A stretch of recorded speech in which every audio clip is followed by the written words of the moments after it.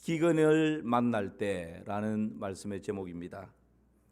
교회에 출석하면 형통하고 평탄할 것이다 라는 기대를 가지고 교회에 다니기 시작했는데 염려, 걱정, 근심은 떠나지를 않습니다. 교회 다니면 병이 낫는다, 또 우환이 떠나간다 라는 이야기를 듣고 나도 그런 혜택을 받으면 좋겠다 라는 생각을 가지고 교회에 출석하기 시작했는데 질병은 여전하고 자녀와 가정 가운데 우환은 끊이지를 않습니다. 어느 때보다 주일 잘 지키고 예배도 정성스럽게 잘 드리고 또 기도에도 참석을 하고 다른 때보다 열심을 내는데 정작 우리 가정 내 생업의 현장은 그렇게 녹록지가 않습니다. 이러다 보면 마음에 낙심과 또 좌절이 밀려오기도 하겠죠. 여러분, 오늘 그런 분들이 이 예배에 앉아 계신다면 오늘 말씀에 귀를 기울이시고 하나님의 음성을 듣는 은혜가 있기를 주님의 이름으로 축복합니다. 기근을 만날 때 우리는 어떻게 해야 할까요?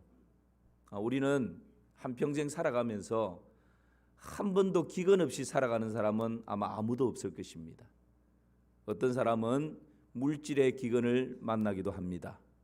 어떤 사람은 건강의 기근을 만나서 잠 못 이루는 밤을 지새우기도 합니다. 어떤 사람은 사춘기 자녀의 기근 앞에서 가슴앓이하는 그런 사람들도 참 많습니다. 어떤 사람은 관계의 기근 앞에서 또 어둠에 끝이 보이지 않는 그 어둠의 터널을 지나는 분들도 더러 많이 있을 것입니다.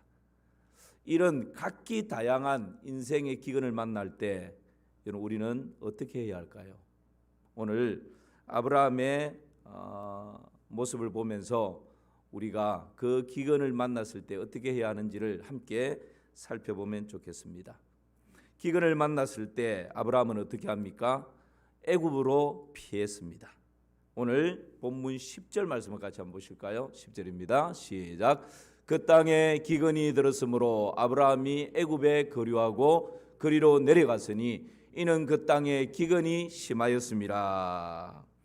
여러분, 아브라함은 하나님의 인도하심을 따라서 지금 이 가나안 땅, 약속의 땅에 들어왔습니다.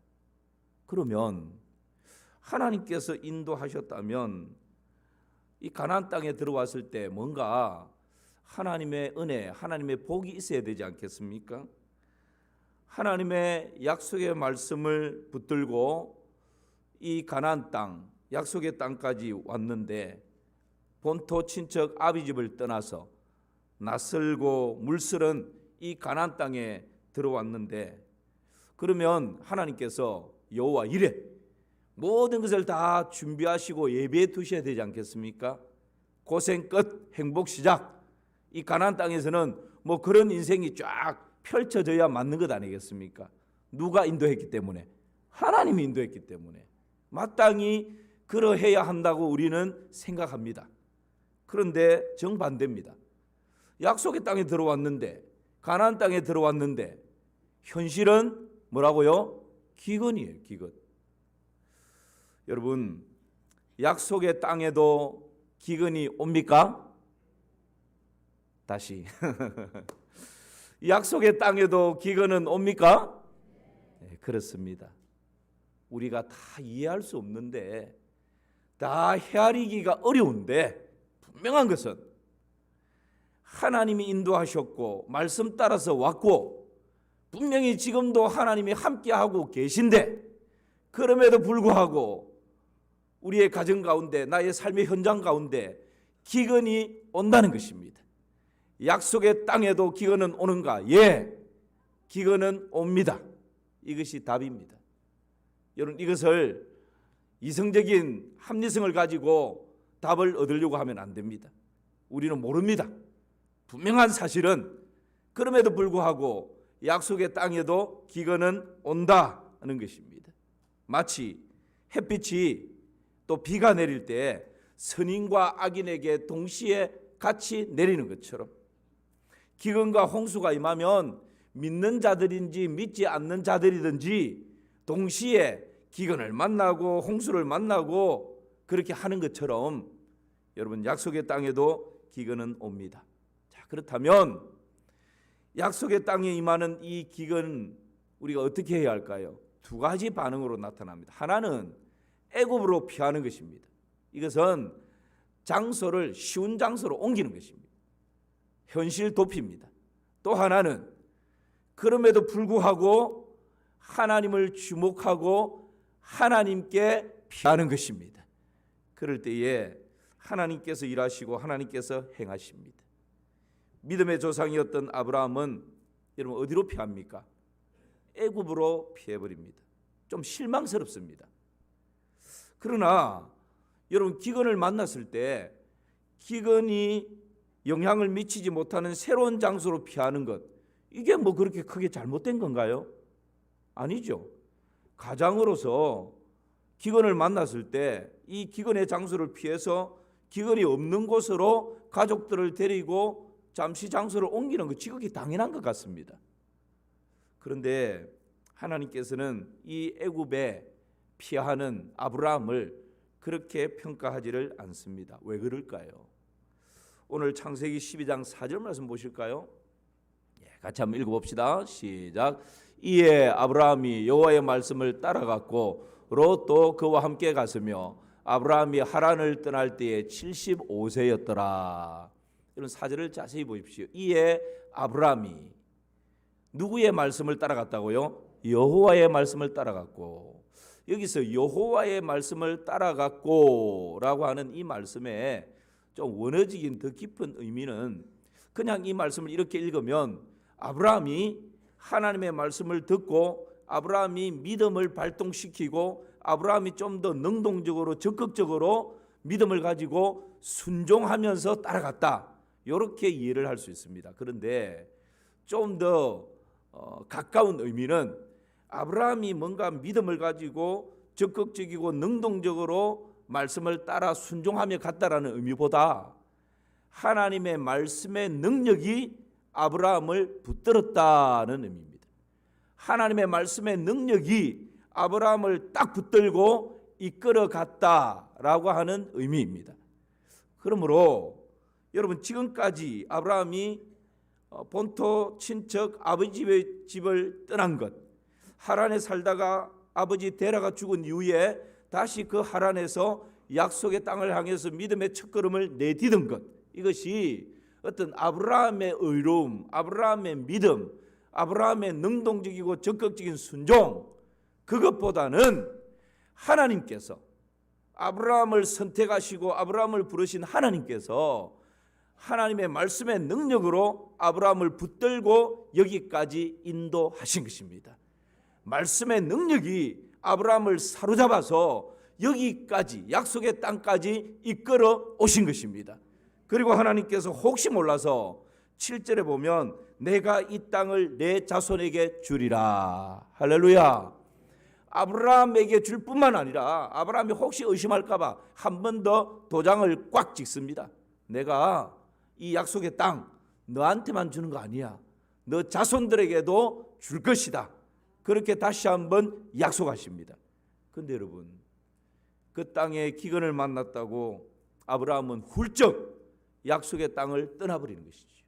이것은 현실 도피이며 하나님의 말씀을 정면 도전하는 것이고 하나님의 말씀을 버리는 것입니다. 지금까지 아브라함을 붙들고 이끌어왔던 그 하나님의 말씀의 능력을 무시해버리고 그 말씀을 떠나버리는 것이죠.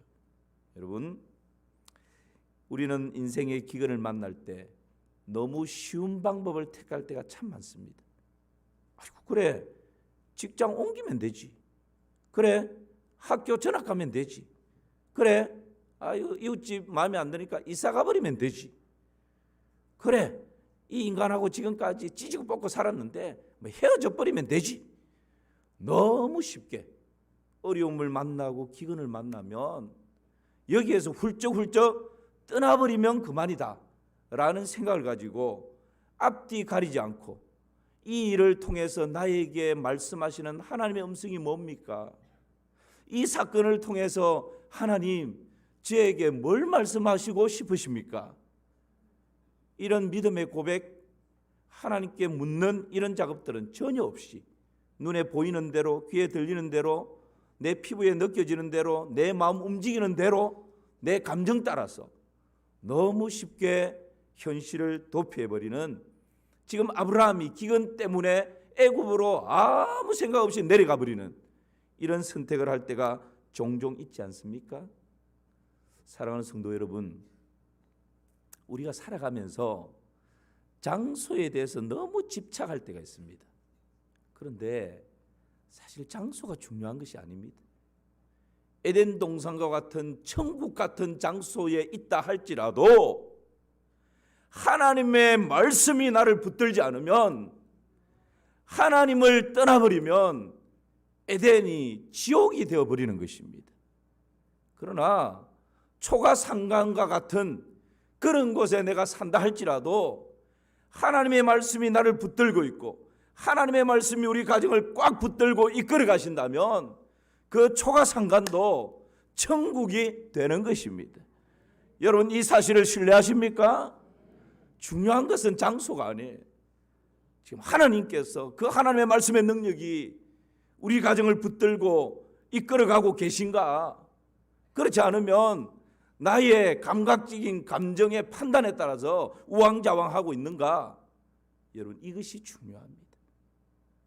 우리 인생의 장소가 그렇게 중요하지 않다 말씀드렸습니다.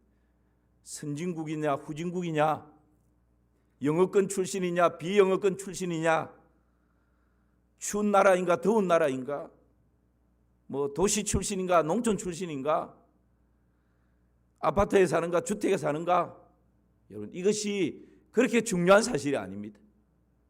중요한 것은 하나님의 말씀이 우리를 붙들고 있으면 어디에 있든지 그곳이 천국이 되는 줄 믿습니다. 애굽으로 피한 결과 어떤 결과가 초래될까요? 13절 말씀 한번 보시길 바랍니다. 우리 같이 읽어볼까요? 시작. 원하건대 그대는 나의 누이라 하라. 그러면 내가 그대로 말미암아 안전하고 내 목숨이 그대로 말미암아 보존되리라 하니라. 여러분, 한번 잘못 선택하고 내리막길을 타면 이게 또 가속도가 붙어요. 눈썰매 한번 타보셨죠? 위에서 엄마 하고 출발하면 그냥 내려가다 보면 쏜살같이 휙 내려가다가 휘떡 넘어지기도 하고 가속도가 붙습니다. 지금 아브라함이 눈에 보이는 애굽을 향해서 기근을 피해서 선택해서 가는데, 가다 보니까 덥석 마음에 두려움과 불안함이 밀려옵니다. 왜요? 옆에 아내를 보니까, 아내 사례를 보니까 너무 예뻐요. 너무 아름다워요. 그러니까 이 애굽 나라에 가면 이렇게 예쁜 내 아내, 이렇게 아름다운 내 아내 누가 빼앗아가지 않을까? 불안함이 밀려옵니다. 그래서 이 아브라함이 아내 사레에게 뭐라고 말합니까? 다시 13절 말씀 한번 띄워보실까요? 원하건대 그대는 나의 뭐라 하라고요? 누이라 하라. 그러면 내가 그대로 말미암아 안전하고 내 목숨이 그대로 말미암아 어떻게 된다? 여러분, 이 누구 중심입니까? 자기 중심. 그대로 말미암아 내가 안전하고 내 목숨이 그대로 말미암아. 그러면 그대는 어쩌고요? 여러분, 혹시 이런 남편은 어떻게 해야 되겠습니까? 확 차면 안 되고 진짜 이런 남편 매력 없는 남편입니다. 아니, 당신 걱정하지 마. 내가 목숨 걸고 당신 지켜줄게. 내 뒤에서. 이래야 되지 않겠습니까? 세상에 자기 안전하겠다고, 자기 보존하겠다고 아내에게 거짓말을 입에 넣어줍니다. 너 누가 묻거들랑 내 아내라 말하지 마. 이런 남편. 그러면서 뭐라고 거짓말을 시킵니까? 누이라 하라고. 결국 여러분, 이 사례가 바로 왕의 아내가 되기 위해서 그냥 붙들려 가지 않습니까? 힘없는 아내가. 그런데도 아브라함 뒤에 보면요, 아무 대책 없습니다. 뭐 붙들려 가면 간 것이고. 도대체 이런 아브라함이 어떻게 믿음의 조상이 됐는지. 여러분, 실패하기 시작하면 두려움이 밀려오고 그 두려움 때문에 또 다른 죄를 낳게 됩니다. 죄는 죄를 낳게 되는 법입니다. 미국이 한때 경제공황을 겪을 때 미국 사람들이 벌벌 떨면서 미래를 다 포기해버리는 대공황을 맞이한 때가 있었습니다. 그때 루즈벨트 대통령이 취임을 하면서 대공황에 직면한 낙심 가운데 있는 국민들을 향해서 이렇게 연설을 하죠. 사랑하는 국민 여러분, 우리가 정말 두려워해야 할 것은 두려움 그 자체뿐입니다. 이 두려움을 빼놓고서는 두려워할 것이 아무것도 없습니다. 의미 있는 말 아닙니까? 우리가 두려워할 것은 사람도 아니고 환경도 아니고 기근도 아니고 흉년도 아니고 진짜 우리가 두려워해야 할 것은 이것 때문에 내 안에 두려움이 생기는 그것을 두려워해야 한다고. 다른 말로 하면 환경이나 사람이나 상황이나 기근이나 흉년이나 그 어떤 것도 하나님의 은혜 아래에 있는 우리에게는 두려워할 이유가 없다는 것입니다. 그런 은혜가 있기를 주님의 이름으로 축원합니다. 그래서 누가 성경에 이렇게 세워보니까 두려워하지 말라라고 하는 말씀이 몇 번 나왔다고요? 366번이 있더래요. 여러분, 혹시 시간이 많으신 분들은 한번 창세기부터 쭉 세워보시기 바랍니다. 맞는지. 그래서 이분이 그렇게 설명을 합니다. 두려워하지 말라라는 말씀이 366번 있는 것은 사람들이 그만큼 두려운 가운데 붙들려 산다는 거예요. 그래서 하루에 한 번씩 두려워하지 말라라는 말씀을 묵상해야 된다. 하루에 한 번씩 묵상하고 나면 365번인데 몇 번이 남죠? 왜 한 번이 남을까? 그것은 윤달이 있기 때문에 그렇다. 그래서 우리 하나님이 얼마나 세심하시고 친절하신 분이신지 윤달까지 계산해서 두려워하지 말라고. 여러분, 살다 보면 말씀을 놓쳐버리면 두려움이 엄습해 오게 되어 있습니다. 환경 때문에 두려운 게 아니에요. 사람 때문에 두려운 게 아닙니다. 기근 괜찮습니다. 흉년 괜찮아요.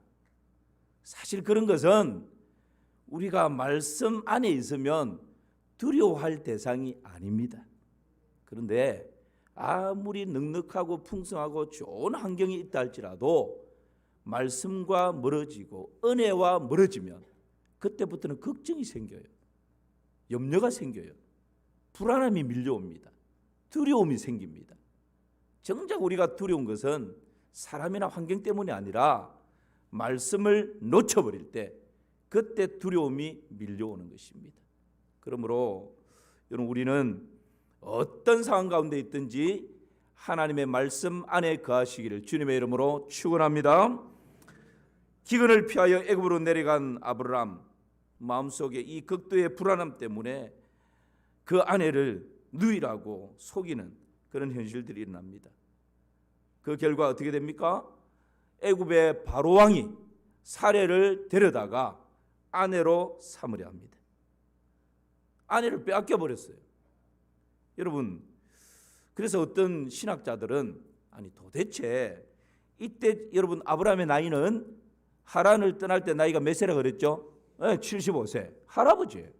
그러니까 75세는 훨씬 넘었다 이 말이죠.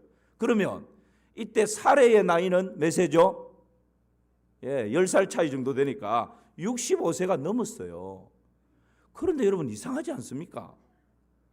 65세가 넘은 할머니인데 그 일국의 바로 애굽의 바로왕, 그 얼굴 예쁘고 몸매 좋고 뭐 가문 좋은 교양 있는 그런 후궁들이 얼마나 많았겠어요.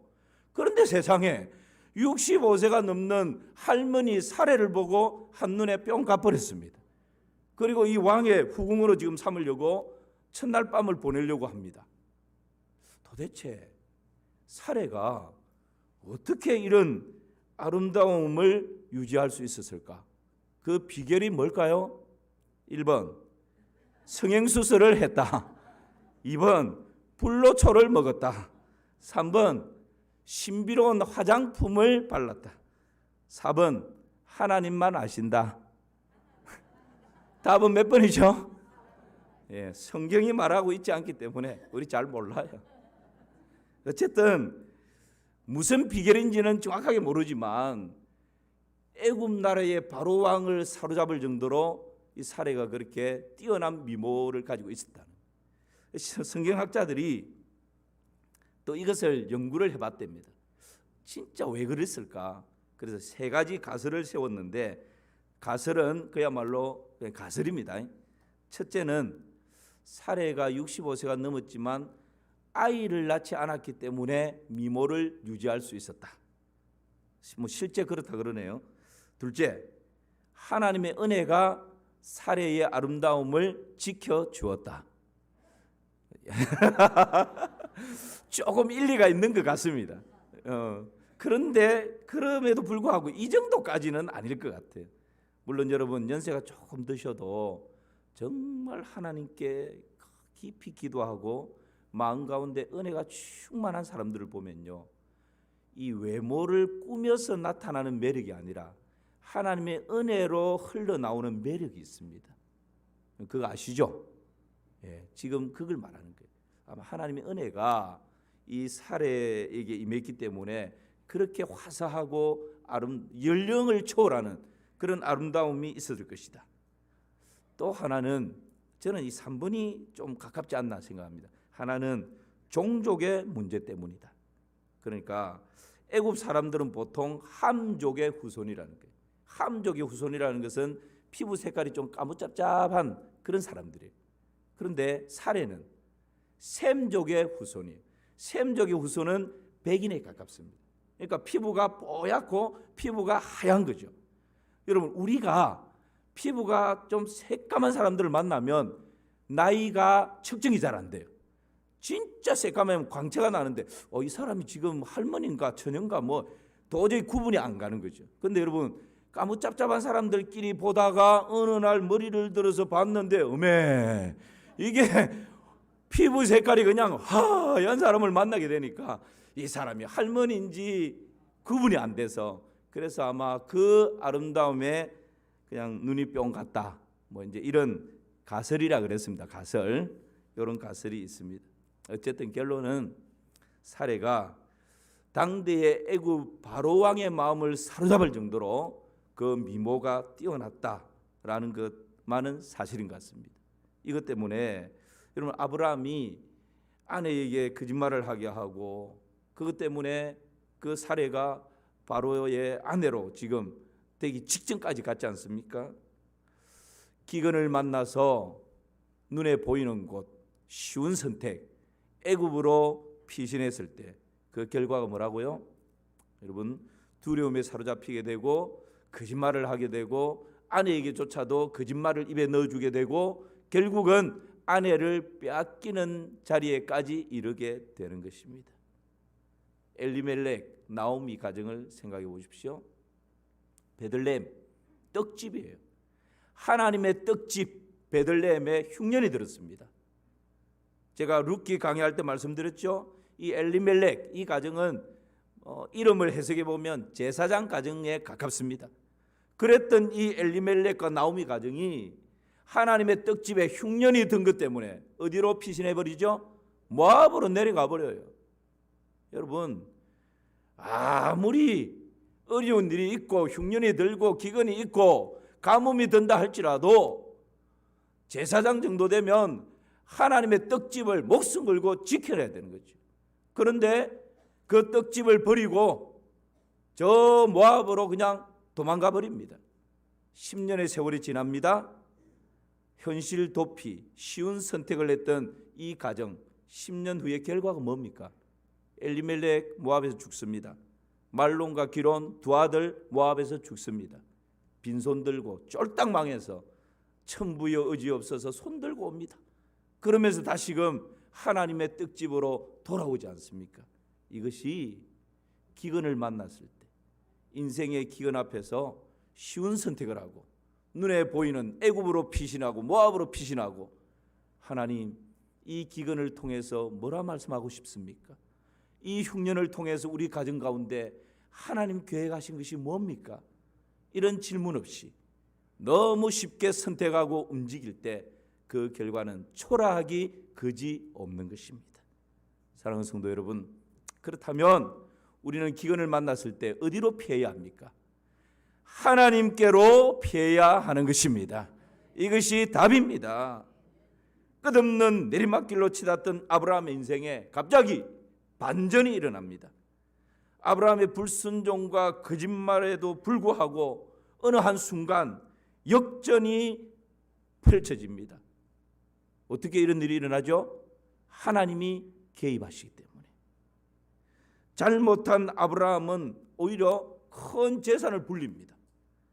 오히려 무고한 바로가 위험에 처하게 됩니다. 여러분, 창세기 12장 19절에서 20절 말씀 보실까요? 같이 읽습니다. 시작. 네가 어찌 그를 누이라 하여 내가 그를 데려다가 아내를 삼게 하였느냐?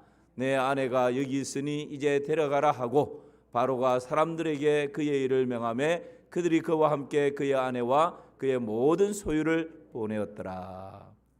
아브라함이 아내를 구하기 위해서 뭐 한 일 아무것도 없어요. 방관자, 못난 남편이었습니다. 그런데 바로가 갑자기 이제 사례를 아내로 맞아서 첫날 밤을 딱 지내려고 하는데 하나님께서 개입하시니까 바로가 깜짝 놀랐어요. 사례를 그냥 아브라함이 돌려보냅니다. 그리고 소유물 전부 다 챙겨가지고 다 돌려보냅니다. 하나님이 개입하셨습니다. 하나님이 왜 이렇게 개입하셨을까요? 여러분, 창세기 12장 17절 말씀 보실까요? 같이 시작. 여호와께서 아브라함의 아내 사레의 일로 바로와 그 집에 큰 재앙을 내리신지라. 누구 때문에요? 사레 때문에. 여러분, 아브라함 때문이 아니었고 사레의 일로, 사레 때문에 하나님께서 이 일에 지금 개입하시는 것입니다. 다른 말로 하면 여러분, 사레의 입장에서 지금 이 상황, 전개되어지는 상황을 한번 생각해 보십시오. 힘없는 여인입니다. 이때 당시 여인은 남편이 버리면 버림받아야 되고 오라 하면 와야 되고 정말 지금과는 전혀 다른 힘없는 여인에 불과합니다. 이 여인이 남편이 누이라 그러니까 누이라고 했다가 바로 왕에 의해서 붙들려 갑니다. 그리고 지금 강제적으로 바로의 후궁이 되기 직전입니다. 그 사례의 입장에서는 어떤 마음이 들었을까요? 뭐 이것이 나는 왕의 부인이 되는구나 좋았을까요? 그렇지 않았을 것입니다.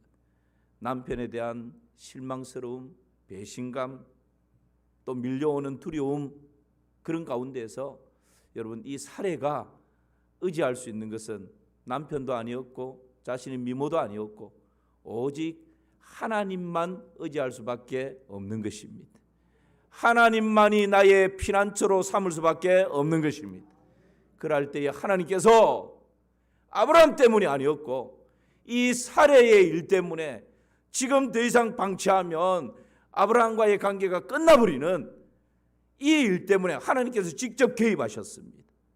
그리고는 그 어쩌면 아무 죄도 없다고 생각되어지는 바로의 집안에 그냥 재앙을 내리셔서 바로가 놀래가지고 다시 사례와 모든 것을 다 돌려보내는 이런 일들이 펼쳐지게 된 것이죠. 사랑하는 성도 여러분,